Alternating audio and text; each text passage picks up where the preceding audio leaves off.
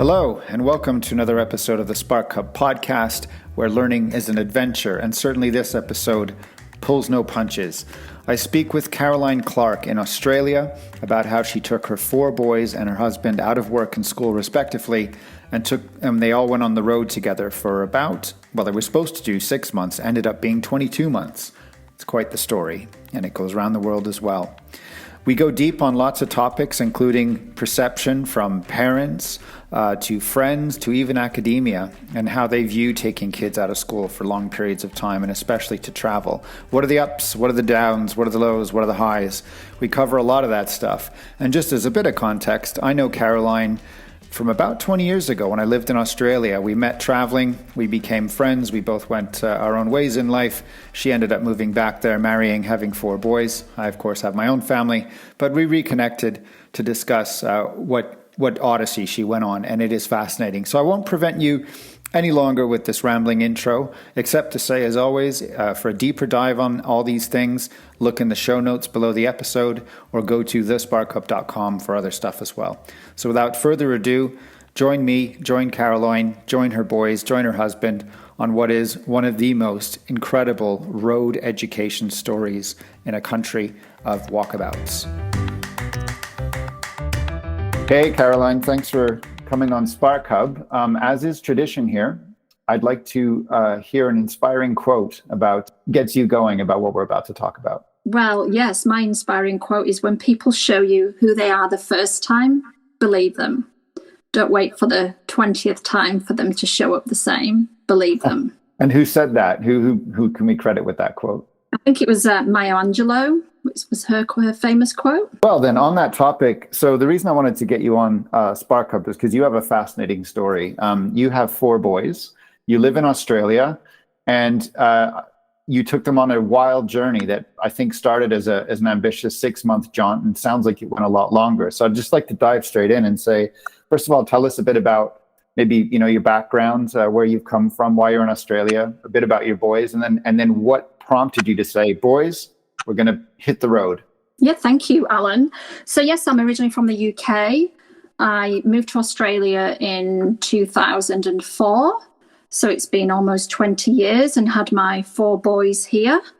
The eldest one is now 16, and I've got 11-year-old, a 13 and a 7-year-old. So all the boys are Australian. And we spent 14 years of that time in Sydney. Beautiful. We lived in the eastern suburbs. Very affluent. And then we moved to the northern beaches, where we built a house, and we're all very settled.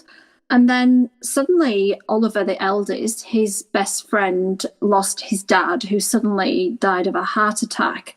And I think it was the grief and the loss of such a young man, he was in his early 40s at the time, made me realise how short life is. And I think we had these conversations about what legacy we'd want to leave behind for our children if suddenly we passed away.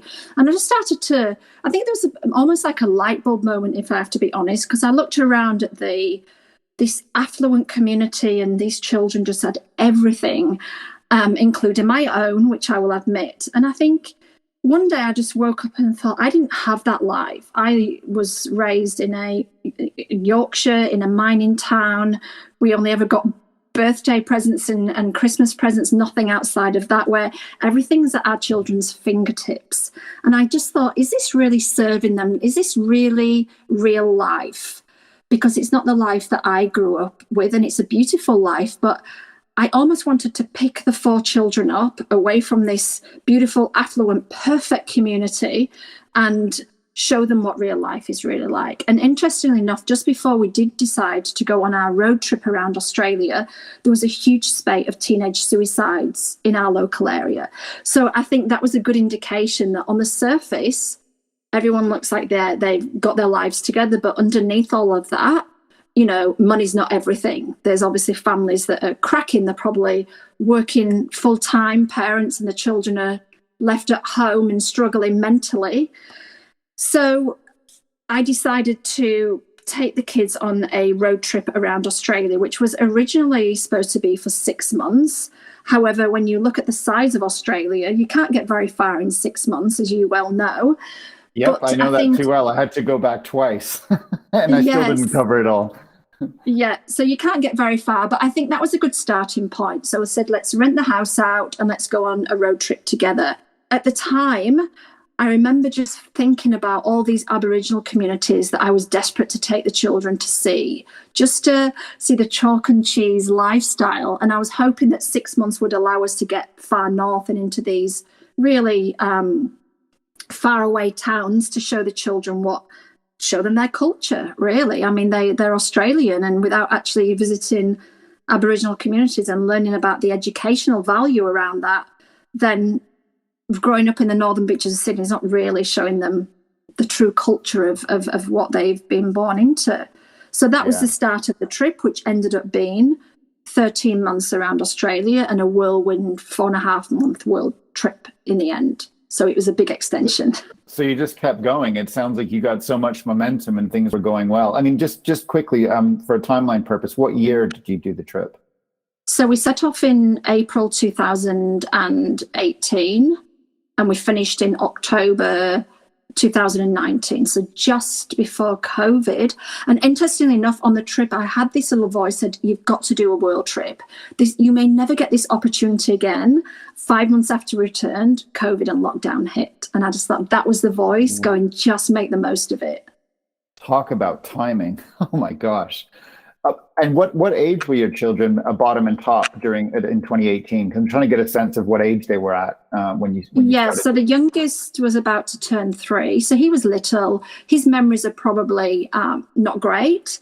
But the youngest was 3 and the eldest at the time was 11. So he was my main concern with education, because I really wanted to grasp that opportunity before he went to high school, or at least before, the pressure of education came on board. So I was more focused on the 11-year-olds. So it was 3, 7, 9, and 11 turning 12. Yeah. So here's the big question I would have. I mean, I've always been the thing you just said, that the timing was perfect, is like there was a voice telling you had to do it. There's an inner instinct that people often ignore. And I think thankfully you were paying attention, and thankfully you've logged this trip.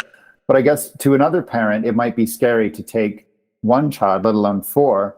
I'm assuming you took them out of education, or you had to sort of homeschool them on the road. How was that received by the schools that they were going to? Were they encouraged by it? Were they like, hey, go for it? Or were they saying, no, they're going to lose some crucial learning years, especially with such a big set of age groups? I mean, that's huge. I'm glad you did it, and I'm sure you'll tell me all the benefits. But when you first started out, what were schools saying? What were the kids' worries about education? Did you have any concerns? Well, originally, it's a really good question. Originally, we were going to do distance education. We have different states here, and one state is very different to the next. We couldn't do that form of education in the state that we were leaving from. So we were very restricted. We could do some form of homeschooling, but then they needed to know exactly where you were traveling at certain dates to receive mail. And part of me thought, well, that really, the whole part of the trip is to be spontaneous and change course wherever you want. But if you've got to be in a certain destination at a certain time to receive the mail for the schooling, then you're very restricted. So that really took away the whole idea of the trip. So for the first time in my life, I decided, you know what, let's just go. The whole world is their education. And if I have to be brutally honest, homeschooling in a caravan, 3 children at the time, I knew would be very, very difficult. So my expectation of them was to do a journal. I expect a journal from you, and then we will learn on the road. And then when we got to Darwin, I put them in school for just almost a term. And then when we got into WA, I put them in school for 8 weeks. So they had 2 little stints of education just to see where they were at. And it's interesting because when we got to Darwin, this teacher who'd been a teacher for 30 odd years, wonderful man, and he said, your children stand out head and shoulders above the rest. He said, I can tell they're worldly and they're traveling because socially was the first thing. They're extremely social beings. When it comes to geography and history, they're bang on the money. They're very open. He said, so it's as if they're in a crowd and their heads are standing way above all the other children. So that at that time, that was enough reassurance that I was doing the right thing. On the other hand, when we got to England, it the scathing comments I got from the family in England, because it seemed very much more about education. From what I remember, people in the UK don't seem to travel as much, or they didn't do then. Whereas in Australia, it's for generations, families have taken their children on road trips. It's supported by schools here. So in the UK, it was, how can you take your children out of school? Surely they'll be behind. And then when I got back to Australia, my eldest was going into year 8. So he'd missed a whole of the first high school year. And I was concerned. And then he went to the interview, and he sat in the interview, because it was a private school, for 45 minutes. And the teacher said to me afterwards, I've never had a 13-year-old come in and hold a conversation like he did. He said he just had me for 45 minutes and just talked. So again, it was just these little indications of social skills, having a conversation. He had something to talk about because he experienced an incredible amount around the world. So education was not a problem at all. In fact, it pushed them way beyond where they were meant to be. Whilst there might have been a fear they'd fall behind, it sounds like the opposite. It sounds like they've slingshotted too far ahead. And so do you now have a conundrum where they could easily get bored with formal education? Is there a worry that they're gonna have wanderlust sitting in a classroom? Or do you feel that you did it at the right time, they got that taste, and now they can sort of buckle down and focus on education with a view that once they get out, they can do more of it? Yeah, absolutely. I think they got to a stage where they wanted to settle into routine again and meet some friends. So I think it was a perfect time to travel in every sense, as I say, with COVID then hitting, and the ages of the children and the primary school children. They learned so much on the road, far more than what they would have experienced in primary school. But children want to fit in, don't they? So then they go to school and they're keen to be part of a community. So they were longing for that. It'd been 22 months by the time we arrived back. So they were ready to immerse themselves into a school community and make some friends. I guess a question on the mentality you encountered. So, the Australians seem to be encouraging of the walkabout.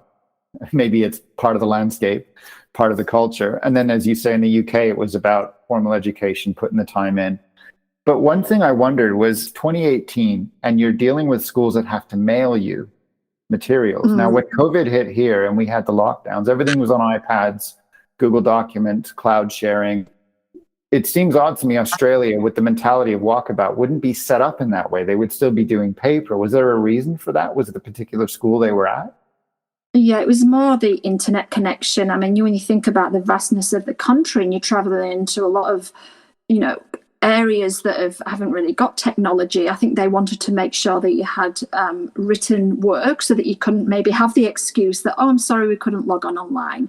And there was a requirement that you would have to log online and have a classroom interaction with your teacher every so often. But it was paperwork for that reason, because internet wasn't reliable enough. And as you were traveling, did you meet others in your situation? Were there other families that were doing the same thing? Heaps of families.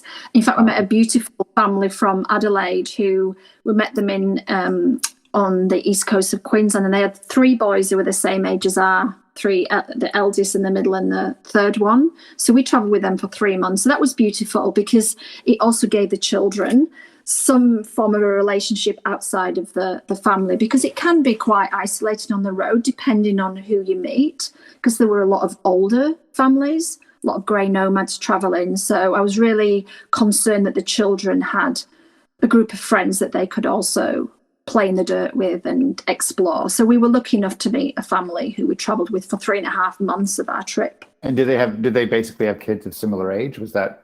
Yeah, they had 3 boys. So when I've got 4 boys, so they had 3 boys in the same order as my first, second, and third. So that was just a stroke of luck, really, that we met them. But did they have the same? I mean, this might seem like a strange question, but did they have the same school issues where you did, where they had to be at certain points to pick mail up? Were they on that same sort of curriculum? They did the same as us. I think a lot of people left with the intentions of, we'll do schooling, and then most people, it just fizzled out on the road. To be honest, I mean, there was no, when it came to accountability, I think it was pretty loose. And when you are on the road, I think that the strains and the stresses of just getting from A to B is hard. Packing up every day or second day to try and fit in that real one-on-one time with your children who are all at different stages. So what I would say is, okay, today we're going to go to this museum, and thinking, well, we're covering history, we're covering geography, we're covering science, and then you just make it your playground, and your world is just what's around you, and you can make it work that way. That's fascinating. And so here's a big question, the $64,000 question. Did you get your kids off devices? Was the road stimulating enough that they were able to balance screens and real life? I think we lasted about 3 months without them. And then we caved in. And it was actually this family that we met that had 3 children. They all had the devices. So my children were like, hang on a minute. You said we couldn't bring devices, Mom, but they have got theirs. So it was bittersweet meeting them, because it meant we had travelling companions, but it reintroduced the children to devices. But we mainly just used them in the car. I mean, there were days when we're travelling 12 hours. And I think, for the children and for our sanity, provided they'd done the journals, then we would introduce a little bit. And we didn't have a lot of internet connection. It's not really like it is now. But I don't feel that hindered in any way, shape or form. I think it was just a form of compromise. Well, I have an experience to share with you. I was obviously a pre-teenager, but I went to something called computer camp. And what it was is that you spent half your time in a computer room. And of course, we're going back a long time when computers might be just in green and had big clunky keyboards and had huge servers. And you'd spend half your time outdoors. You'd be doing archery, canoeing, various sports. And I found that fascinating, because as I grew up, a lot of my career and the things that have happened now rely on tech, and I have to be technically savvy, but I'm still kinetic and connected to the outside world. And I'm trying with my kids to do that, where we don't limit their screen time, because what tends to happen is they binge really great content. Like one of my sons is rabbit holing on science and servers and tech. And my other son, who's completely different, likes art. So he likes, storylines and cartoons, and he likes to doodle. And what I find is if you let them have that freedom and it's quality content, then they find their own moment to run outside and play or sit down. I have an idea, I'm going to draw. So I think it's in today's day and age, it's hard to strike that balance. And I know some parents went as ruthless as you did and say no devices and caved in. Some have gone, open source, liberal, whatever, but they monitor what they watch. And so I think, what's interesting about what you guys did is you caved in, but at least you were on the road. And so it strikes me that they had the balance I had in computer camp, which is to say there was a technical aspect, which, by the way, we have to let kids use these things because it's a viable part of the future, but you still want to retain the humanity. And so my next question is, taking them away from this idyllic Northern Beach life, taking them away from their school, taking them on the road, what reality do they actually get to see? That's a beautiful question. I'm glad you've asked me that, because what springs to mind is when we arrived north of Cairns, I remember it's the first time the children had ever seen anyone begging on the street. And we walked down this street one day and I saw the children's reaction when they saw there was just a line of Aboriginals with their hands out sitting on the ground. And I gathered all 4 boys together. I actually feel emotional when I think of this. I gathered them all together and I said, I just want to have a chat with you about what you're about to see. And I said, these people are here on the street through circumstances we've really got no understanding or any idea about, but they're here, they're homeless, and they're asking for money. They are human beings like you and I. They've got a heart and they've got a soul. We are not above any of these people. So as we walk down the street today, I want you all to look at these people in the eye and give them a smile, because we're all humans and we never know when life is going to change. And we may one day, be in a situation where we need to depend on others. So we walked down this street and the boys said hello to every single person who they passed. That for me was a moment, the greatest moment, because that was my intention, to take them out of this affluent lifestyle that they've never ever seen a person begging before, into a community to show that they had compassion and empathy. And when we got to New York, the same happened, and it became a bit of a joke because they wanted to hand money to, but of course it's New York and they're literally littered. And then they'd look at the plaques that these homeless people would have, and some would have really funny comments on their advertisements, so they'd choose the ones that made them laugh. And then we got to San Francisco, and my second boy, who was extremely sensitive, said, "You know what, Mum? It breaks my heart to come to somewhere like San Francisco." He goes, "Look at the city. Look at the amount of money they have here. Why are there people begging on the streets?" And I said, "That is a really interesting question." And he said, "When I'm older, I want to change the world, Mum. I want to change this idea of this rich and the poor, and people can be in this amazing city and have a beautiful lifestyle, which is like we had. Yet there are people here who've got nothing. How can that happen?" He goes, "I want to make a difference in the world." And I just put my hand on my heart and said, "This is why we're doing what we're doing." Because it's allowed them to have humility and compassion and empathy and realize that not everybody lives the way we used to live. This is what the world is like. So I wanted to take them out of that lifestyle and thrust them into reality. And that for me was reality. And what I got back from them was, for me, it filled my heart, because that's the intention of the trip that I had. Wow, that's so powerful. And you cannot get that lesson in a classroom, can you? Ever?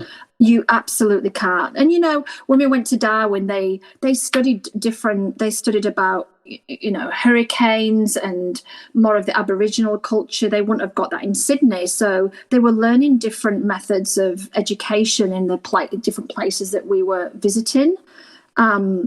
So I think when it comes to compassion, you have to immerse yourself and feel it. The senses, they say that our greatest memory is our sense of smell.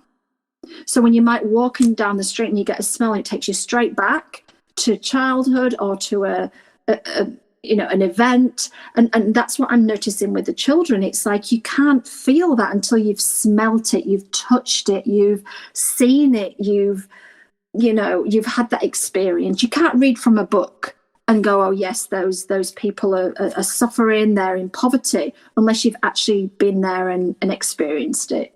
Of course not. We have six senses, and in a classroom, how many are motivated? How many are stimulated? Yeah. And you fired on all cylinders on that one. And so, we could talk for days probably about the trip, but I have a question about. You told me about the build up to it. You overcame the academic stuff. You overcame a bunch of things. You had this wonderful trip. Clearly, you got emotional memories. Clearly, there's smells and feelings and touches embedded in their memory that I feel will fuel them for the rest of their lives, whatever they do. So I have another question, which is, I have two boys, and they have completely disparate personalities. And so I wonder, with four boys, what that would be like. What you say, one child's sensitive, one might be more robust, but what came alive in each of them, and how did you see each of their personalities blossom in their own way? Because it seems to me like four is quite a lot of personalities to manage, but how did you find that experience? What burst out of each one of them, from the sensitive one to whatever the opposite of that is?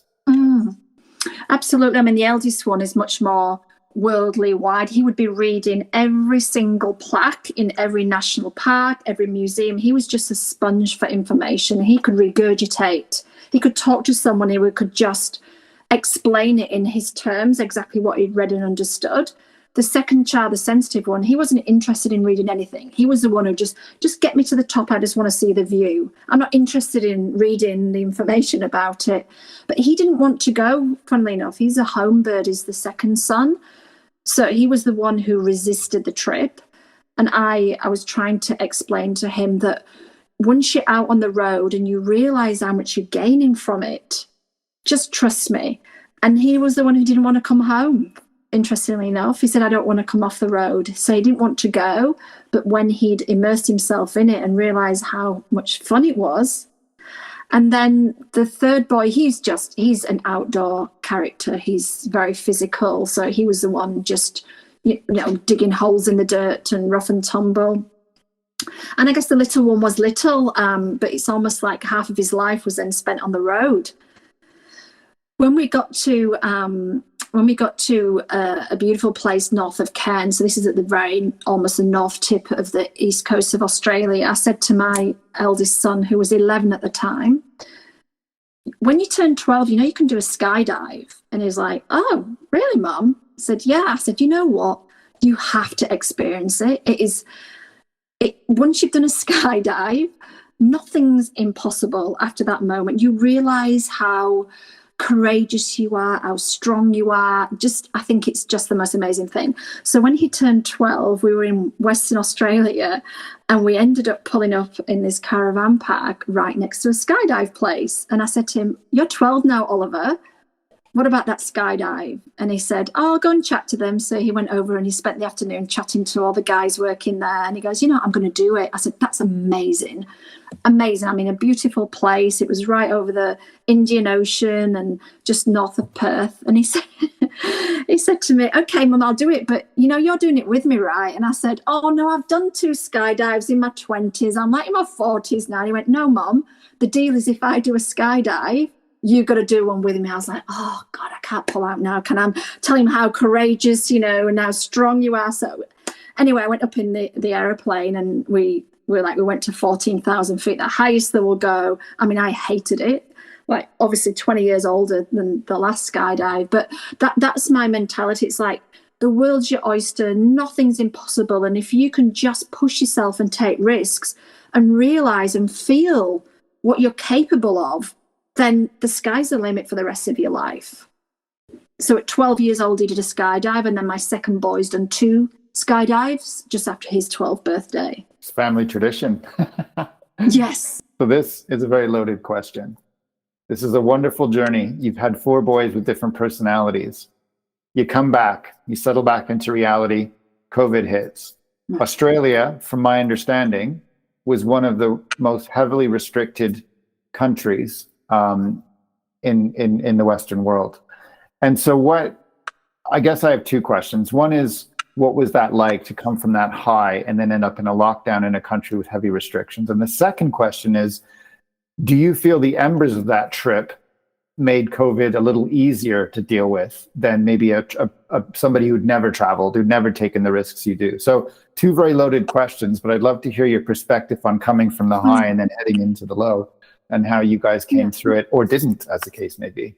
Yeah, wonderful. No, I think I'll answer the second question first, because what got us through that time was gratitude. How grateful we are that the rest of the world, is struggling, yet we have just had this 22-month trip around our own country and the rest of the world. And I remember my eldest son said, Mum, you know what? It doesn't matter if we can't travel, because look where we've just been. Look what we've just experienced. So I think we all sat in gratitude that this trip was meant to happen. We were meant to experience and say goodbye to Grandma, who passed away when COVID hit. So we came from this sense of real appreciation that we're the lucky ones. We got to see the world. Some people may never see the world. Well, I mean, the world as it was isn't anymore, as we know. However, restrictions on travel, some people may never be able to travel like they used to. So that aspect of it allowed us to really anchor into the reality of what we made possible, and how lucky we are compared to the rest of the world. The second question, yes, Australia was very restrictive. Luckily, when we moved back here, we didn't live in Sydney. Sydney was hit very hard. In fact, the northern beaches, incredibly hard. And there lies the next question, coming back to Sydney. We weren't meant to go back to Sydney. We weren't meant to put our roots down somewhere else. And I think now, looking at how Sydney was affected, the fact that we chose not to move there and relive in our old life. You can't live your old life and pick up where you left off when you've done such a huge trip. I mean, we would never have slotted back into that life of where we were prior. We'd experienced way too much. So we moved to the Noosa hinterland, which is beautiful subtropical part of Australia. We bought 3 acres of land. So we didn't really have restrictions here, if I have to be honest. The kids had got motorbikes. I said, after having a backyard of this endless, rainforests and beaches, there's no way I could go and live back in an envelope of a back garden. We had to go and live somewhere where could still have the freedom to run around. So we've got 3 acres and we didn't really get that affected. School was hard for the children because I think, school was a bit in and out for a few months. But aside from that, we sat in gratitude, and compared to everywhere else, we were certainly the lucky ones. Wow. It sounds like it was, if I understand correctly, it was more sustaining than it was damaging, and interesting how each state in Australia had a different policy. I think in my home country of Canada, it was the same province by province. It was different. I think in the United States as well, each state had a different policy. But everyone's had to come through COVID in their own way. And I guess one way it trained you to be for homeschooling in a way, but I guess it wasn't mobile homeschooling anymore.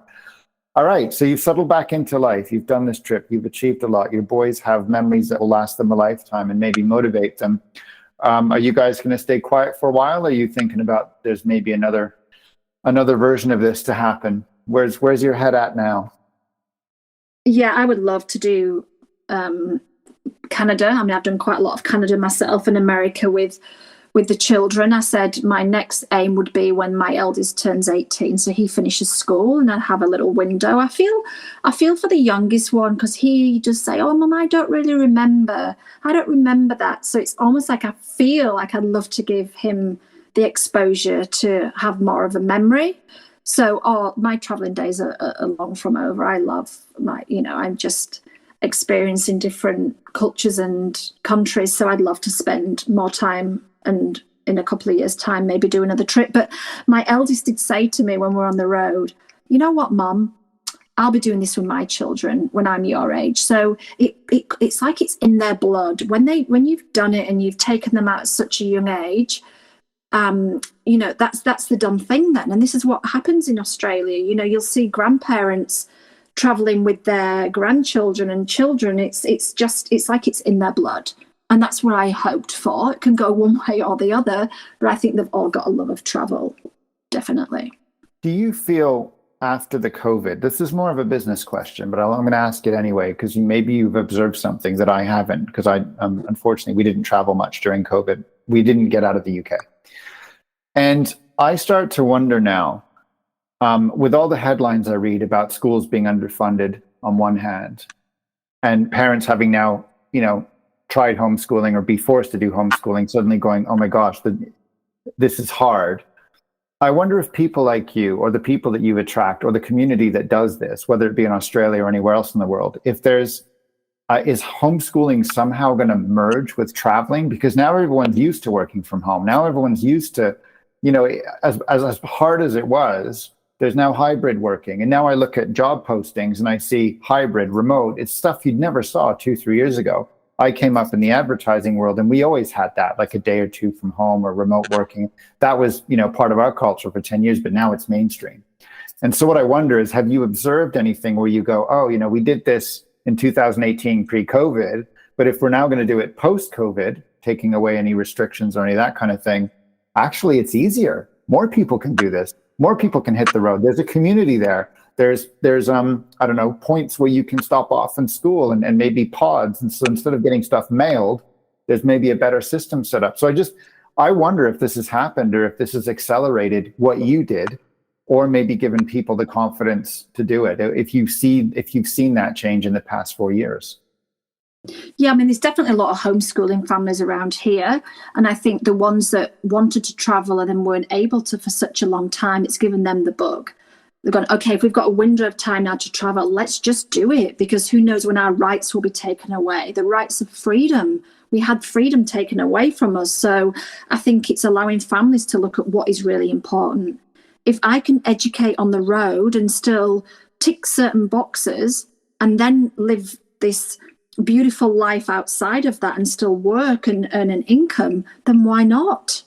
Because our world has changed enough for us to be able to remotely work, to, as you say, have careers that don't need to be in the office. Children can work online. So I think for me, having done it, I wouldn't hesitate to take my high school children out for 3 to 6 months, because it doesn't need to be as long as what we did. And this is what I want to express to families. It doesn't need to be 20 months. I mean, circumstances for us just evolved along the way that extended the trip. It can be 3 months. you can extend onto the 6-week holidays and take them out of school for 6 weeks. 3-month trip with your family will instill some amazing memories. That's amazing. And just to sort of put a fine point on it, the quote you opened with about when someone shows you who they are the first time, it sounds to me like your boys have been given that gift, whether they're talking to a school or a friends or anything, they are now able to shine through in ways they might not have had they not done the trip. Yeah, I'd just like to say when it comes to education, I think we are very sort of fixated on, grades and results. For me and my boys, it was more about socially being able to interact, because that's what gets you through life. You can't sit in an interview and have a conversation, then it'd be very difficult to get yourself a job. So for me, I'm very encouraging about just socially being able to talk and interact. And as you say now, the children, they're all on these iPads and devices where they're messaging, they're not speaking. So traveling allows, I always encourage my boys from a young age to go to the counter and order your own food and buy drinks. And when they used to say, Mum, will you buy that? No, you go. From very little, learn how to talk to people, learn how to interact, and because that's what gets you through life. And traveling on the road and immersing yourselves in different cultures and different languages. When you can't communicate, you have to use sign language. Your kids have got to work it out, right?